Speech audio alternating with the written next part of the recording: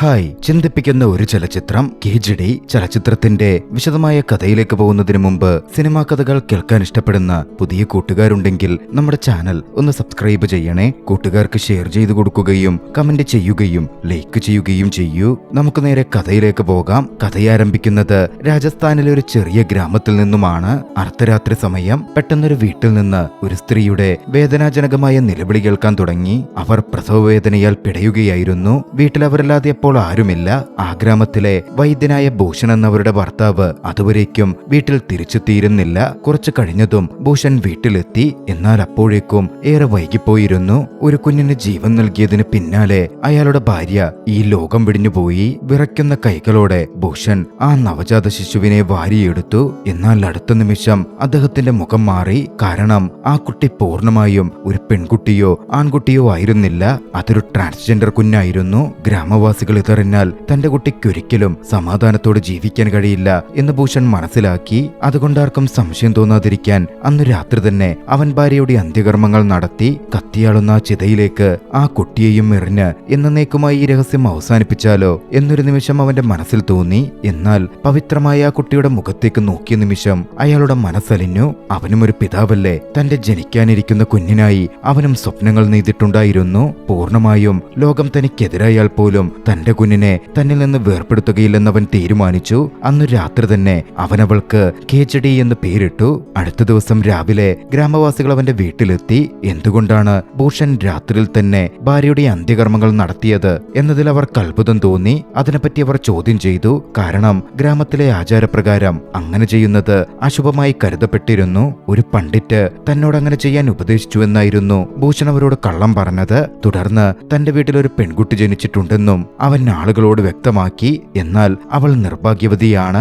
ആരുടെ മേലാണോ അവളുടെ നോട്ടം പതിയുന്നത് അവരുടെ വംശം പോലും നശിച്ചു പോകും. അതിനാൽ അവളെ ആളുകളിൽ നിന്ന് അകറ്റി നിർത്തണം എന്നാണ് പണ്ഡിറ്റ് പറഞ്ഞത്. അയാളുടെ ആ വാക്കുകൾ ഗ്രാമവാസികൾ വിശ്വസിച്ചു. എന്നാൽ ഭൂഷണിന്റെ ആ വാക്കുകൾക്ക് പിന്നിൽ എത്രത്തോളം വേദന ഒളിഞ്ഞിരിപ്പുണ്ടെന്ന് ആർക്കും മനസ്സിലായതുമില്ല.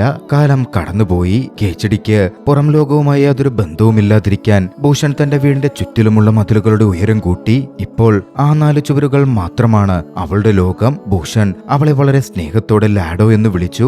അവൻ രാവിലെ ജോലിക്ക് പോകുമ്പോ അവളെ വീട്ടിൽ പൂട്ടിയിട്ടിട്ട് പോകും. രാത്രിയിൽ ഭൂഷൺ പലപ്പോഴും ഭയന്ന് ഉറക്കത്തിൽ നിന്ന് ഞെട്ടിയുണരുമായിരുന്നു. തന്റെ മകളെ തന്നിൽ നിന്ന് അകറ്റിക്കൊണ്ടുപോകുന്ന ട്രാൻസ്ജെൻഡറുകളുടെ കൂട്ടത്തെ അവൻ പലപ്പോഴും സ്വപ്നം കണ്ടു. ഒരുപക്ഷെ അവൻ ഓരോ നിമിഷവും ഈ ഭയത്തിലായിരുന്നു ജീവിച്ചതും. പതുക്കെ KGDക്ക് 7 വയസ്സ് പ്രായമെത്തി.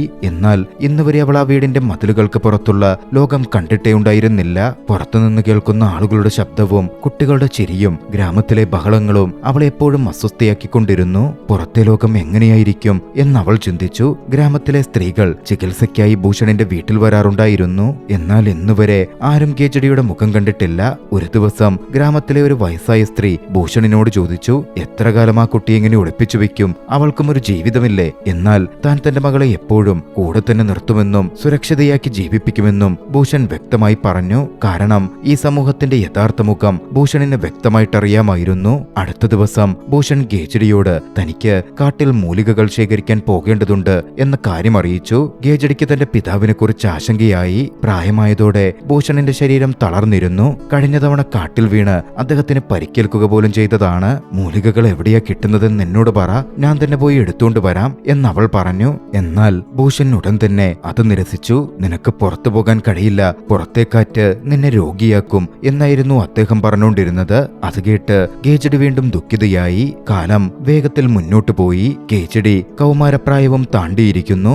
എന്നാൽ അവളുടെ ജീവിതം ഇപ്പോഴും ആ ഇരുളടഞ്ഞ വീട്ടിൽ, ആ മുറിയിൽ തന്നെയാണ്. ഭൂഷൺ ദിവസവും രാവിലെ വാതിലടച്ചു പോകും. വൈകുന്നേരം തിരികെ എത്തുമ്പോൾ മാത്രമേ അദ്ദേഹം വാതിൽ തുറക്കൂ. KGD മണിക്കൂറുകളോളം കണ്ണാടിക്ക് മുന്നിലിരുന്ന് തന്നെ നോക്കിക്കൊണ്ടിരിക്കും. അവൾക്കിപ്പോൾ അവളിൽ മാറ്റങ്ങൾ അനുഭവപ്പെടാൻ തുടങ്ങിയിരുന്നു. വികാരങ്ങൾ മാറുന്നുണ്ടായിരുന്നു, അനുഭവങ്ങൾ മാറുന്നുണ്ടായിരുന്നു. എന്നാൽ അവൾ ഇതുവരെ ലോകം കണ്ടിട്ടില്ലാത്തതിനാൽ തന്റെ ഉള്ളിൽ, തന്റെ ശരീരത്തിൽ എന്താ സംഭവിക്കുന്നതെന്ന് അവൾക്ക് മനസ്സിലാക്കാൻ കഴിഞ്ഞിരുന്നില്ല. ഒരു ദിവസം ചുവരിൽ ആണിയടിക്കുമ്പോ ചെറിയൊരു ദ്വാരമുണ്ടായി. കൗതുകത്തോടെ അവൾ ആ ദ്വാരത്തിലൂടെ പുറത്തേക്ക് നോക്കി.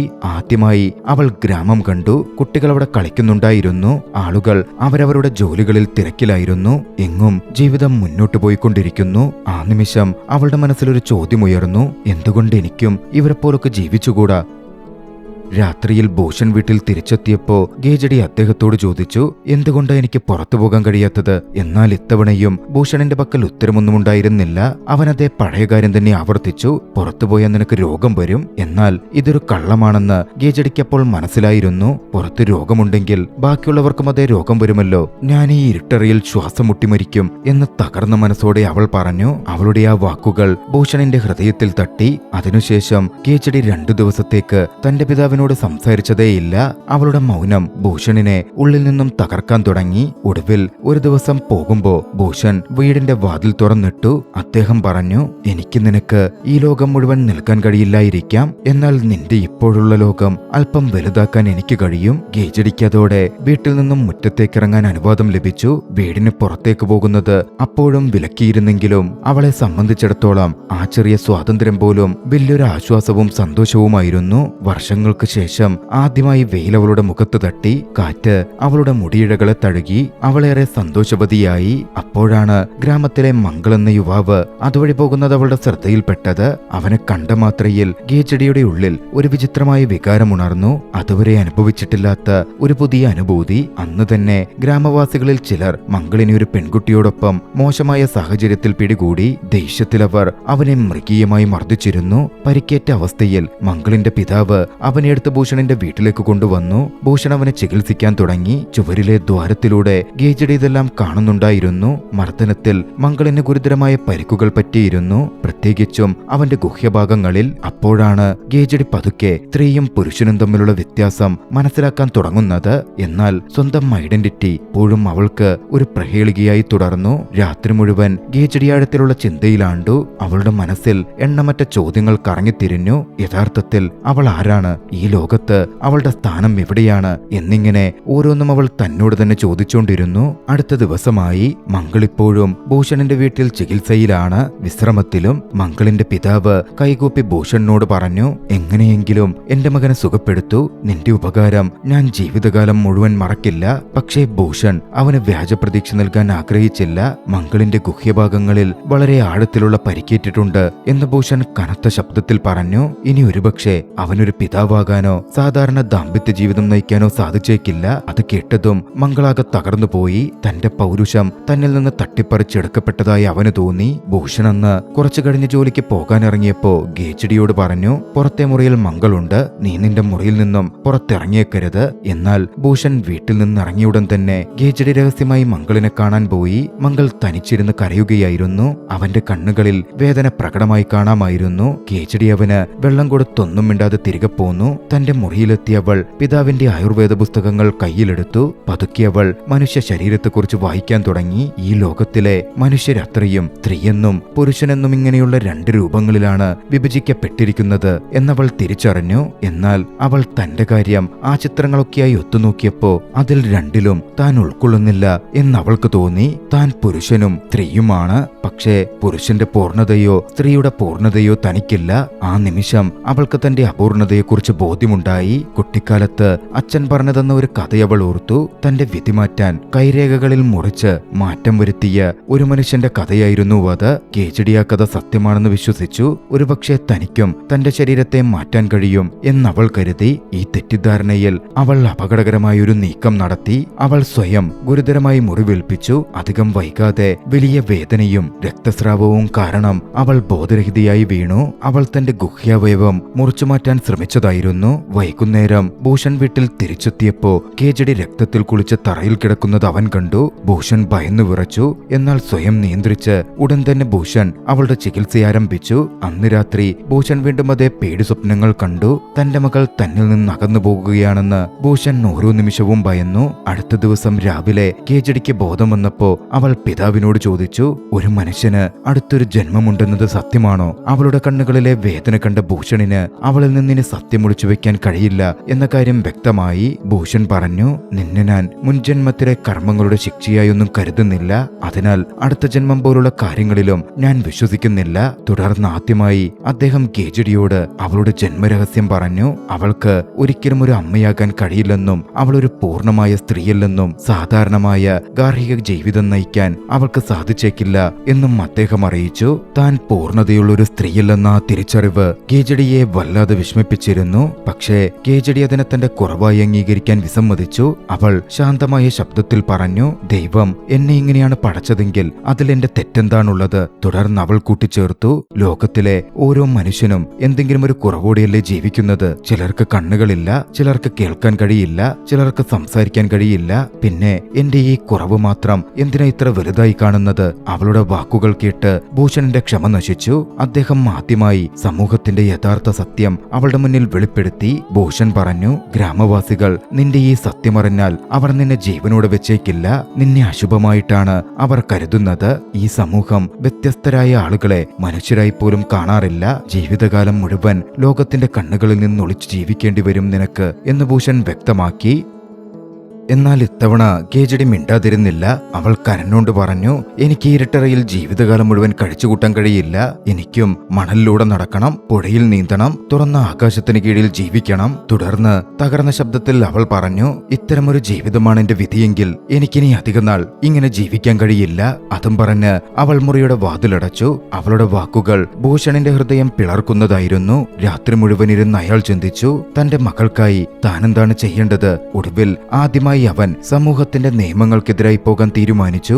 അടുത്ത ദിവസം അവൻ മംഗളിന്റെ പിതാവിന്റെ അടുത്തെത്തി. മംഗളിന്റെ പിതാവും ഏറെ നിരാശയിലായിരുന്നു. തന്റെ മകന്റെ സത്യം ആളുകൾ അറിഞ്ഞാൽ കുടുംബം മുഴുവൻ അപമാനിക്കപ്പെടുമെന്ന് അയാൾ ഭയപ്പെട്ടിരുന്നു. അപ്പോഴാണ് ഭൂഷൺ അവന്റെ മുന്നിൽ ഒരു നിർദ്ദേശം വെക്കുന്നത്. മംഗളിന്റെ വിവാഹം നടക്കുകയാണെങ്കിൽ ഈ രഹസ്യം എന്നേക്കുമായി ഒളിച്ചുവെക്കാൻ കഴിയും എന്ന് അയാൾ പറഞ്ഞു. മംഗളിന്റെ പിതാവ് അത് കേട്ടതും അത്ഭുതപ്പെട്ടു.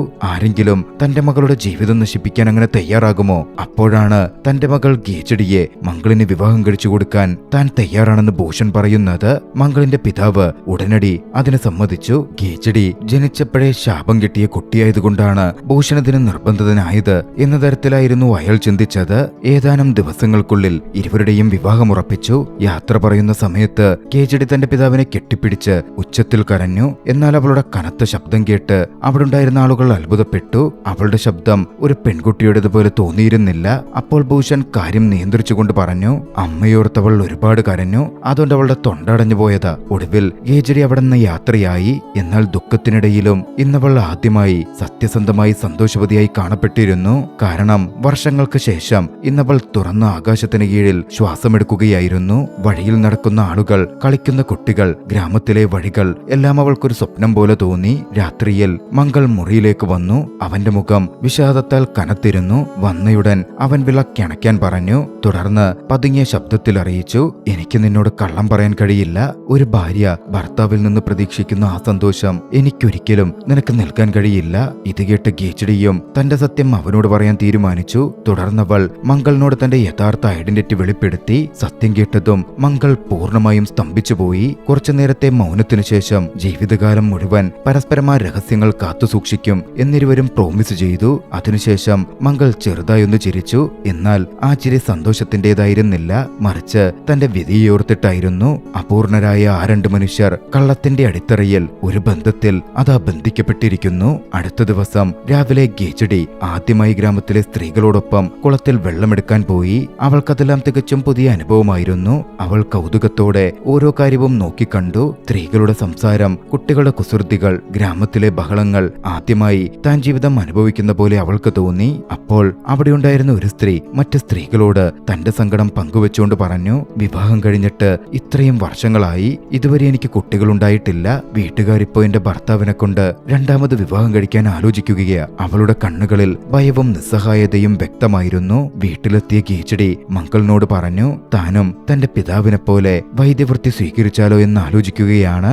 ആളുകളെ ചികിത്സിച്ചാലോ എന്ന് ചിന്തിക്കുന്നു. കുട്ടിക്കാലം മുതൽ ഭൂഷൺ മൂലികകൾ ഉപയോഗിച്ച് ആളുകളെ ചികിത്സിക്കുന്നത് അവൾ കണ്ടിരുന്നു. എനിക്ക് ആളുകളെ സഹായിക്കാൻ കഴിഞ്ഞാൽ ഒരുപക്ഷെ എന്റെ ജീവിതത്തിലും എന്തെങ്കിലും അർത്ഥമുണ്ടായാലോ. അവരുടെ വാക്കുകൾ കേട്ടതും മംഗൾ അതിന് സമ്മതിച്ചു. രാത്രിയിൽ രണ്ടുപേരും കാട്ടിലേക്ക് തിരിച്ചു. ഏറെ തിരിച്ചലിനൊടുവിൽ നേരത്തെ വിഷമം പറഞ്ഞിരുന്ന ആ സ്ത്രീയെ സഹായിക്കാൻ കഴിയുന്ന ഒരു പ്രത്യേക മൂലിക അവർക്ക് ലഭിച്ചു. തിരികെ വരുമ്പോൾ കേജടിയുടെ ശ്രദ്ധ അടുത്തുള്ള നദിയിൽ പതിഞ്ഞു. പകൽ സമയത്ത് അവിടെ ആളുകളുടെ തിരക്കായിരുന്നു. അതിനാൽ അവൾക്കൊരിക്കലും അവിടെ പോയി കുളിക്കാനൊന്നും കഴിഞ്ഞിരുന്നില്ല. പക്ഷേ രാത്രി ചുറ്റും വിജനമാണ്. അവൾ ഓടിച്ചെന്ന് നദിയിൽ ചാടി. വർഷങ്ങളുടെ തടവിനു ശേഷം അന്ന് അന്ന് ആദ്യമായി അങ്ങനെ ആ നദിയിൽ മുങ്ങി നിവർന്നപ്പോ അവൾക്ക് പൂർണ്ണ സ്വാതന്ത്ര്യം അനുഭവപ്പെട്ടു. അവൾ വെള്ളത്തിൽ ചിരിച്ചുകൊണ്ട് നീന്താൻ തുടങ്ങി. എന്നാൽ മംഗൾ ഭയന്നിരിക്കുകയായിരുന്നു. കേജഡിയുടെ സത്യം ആരെങ്കിലും കണ്ടാൽ വലിയ പ്രശ്നമാകുമെന്ന ഭയം അവന്റെ ഉള്ളിലുണ്ടായിരുന്നു. കാരണം ഗ്രാമത്തിൽ അവളുടെ യഥാർത്ഥ സത്യം അവന് മാത്രമേ അറിയൂ.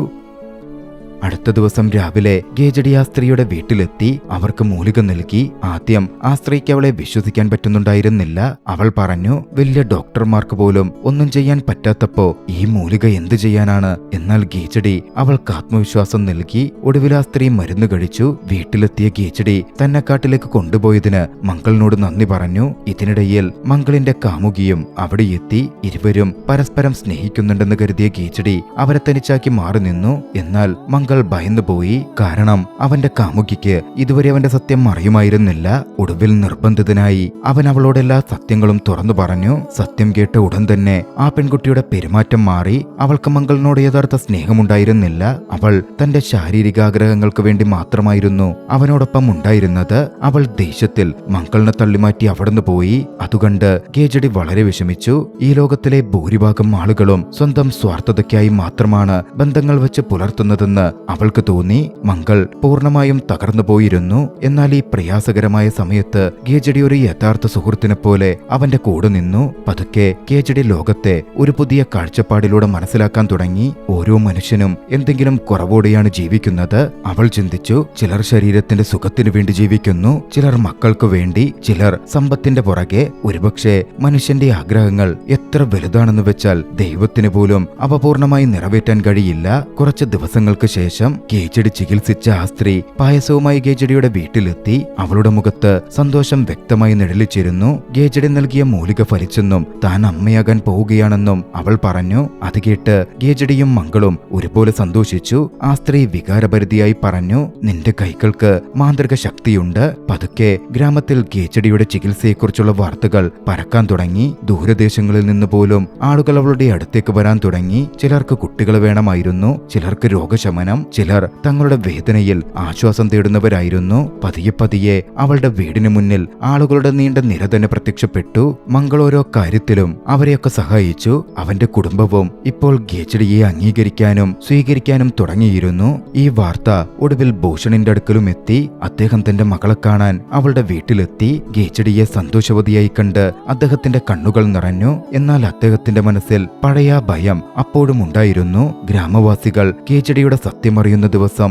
ഈ സ്നേഹമൊക്കെ വെറുപ്പായി പരിണമിച്ചേക്കാം. എങ്കിലും തന്റെ മകൾ പുഞ്ചിരിക്കുന്നത് കണ്ടപ്പോ അദ്ദേഹത്തിന് സമാധാനം തോന്നി. പതുക്കെ മംഗളും കേജഡിയും തമ്മിലുള്ള ബന്ധവും ശക്തമാകാൻ ആരംഭിച്ചു. ഒരു ദിവസം മംഗൾ അവളോട് പറഞ്ഞു, എനിക്ക് നിനക്ക് സന്തോഷമല്ലാതെ വേറൊന്നും നൽകാൻ കഴിയില്ല. എന്നാൽ കേജഡി പുഞ്ചിരിച്ചുകൊണ്ട് മറുപടി നൽകി, എന്നെ സംബന്ധിച്ചിടത്തോളം നിങ്ങൾ നൽകുന്ന ഈ സന്തോഷമാണ് ഏറ്റവും വലിയ കാര്യം. കാലം കടന്നുപോയി. ഗ്രാമത്തിലെ ക്ഷേത്രത്തിൽ ദേവീപൂജ സംഘടിപ്പിച്ചു. പഴയ ആചാരപ്രകാരം പൂജയ്ക്ക് മുന്നോടിയായി ഗ്രാമത്തിലെ എല്ലാ സ്ത്രീകളും നദിയിൽ കുളിക്കാൻ പോകണം. മറ്റ് സ്ത്രീകളെപ്പോലെ കേജഡിയും നദിയിലെത്തി. ചുറ്റും സ്ത്രീകളുടെ തിരക്കായിരുന്നു. എല്ലാം സാധാരണ പോലെ നടക്കുകയായിരുന്നു. എന്നാൽ പെട്ടെന്ന് ഒരു സ്ത്രീയുടെ നോട്ടം കേജഡിയിൽ പതിഞ്ഞു. അടുത്ത നിമിഷം അവളുടെ മുഖം ഭയത്താലും അത്ഭുതത്താലും നിറഞ്ഞു. കേജഡി സഹായിച്ച അതേ സ്ത്രീയായിരുന്നു അത്. അവൾ കേജഡിയുടെ സത്യം തിരിച്ചറിഞ്ഞു കഴിഞ്ഞിരുന്നു. കുറച്ചു മിനിറ്റുകൾക്കുള്ളിൽ അവിടെ വലിയ ബഹളമായി. ആ സ്ത്രീ നിലവിളിച്ച് ബാക്കിയുള്ളവരെ വിളിച്ചുകൂട്ടി. പതുക്കെ ഗ്രാമത്തിലെ പുരുഷന്മാരും സ്ത്രീകളും നദീതീരത്ത് തടിച്ചുകൂടാൻ തുടങ്ങി.